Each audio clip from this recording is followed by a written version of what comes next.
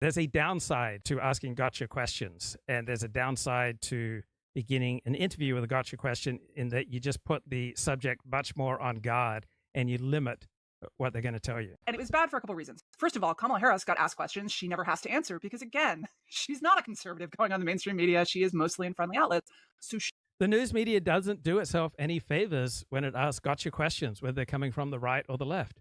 When you're injecting your moral judgments into a question, it just shuts down the interview subject and gives you an inferior interview. She got asked questions that I think a lot of people have been wanting to hear asked for a long time. Like, when did you start to know that Joe Biden was having cognitive problems? The number one question I said when she took over his campaign, and yet she had not been asked.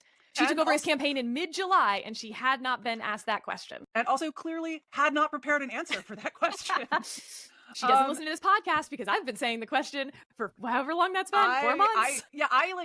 I falsely predicted that this was going to be a problem for her, and it wasn't because all of her interviewers just politely failed to ask the obvious question. And so that was a bad one. That is just not like a big political winner.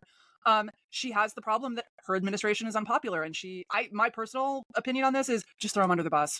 He's already kind of going out there and being difficult. It's not helping you. Just be like, yeah, we made a lot of mistakes, but I'm going to fix them. But also it was funny.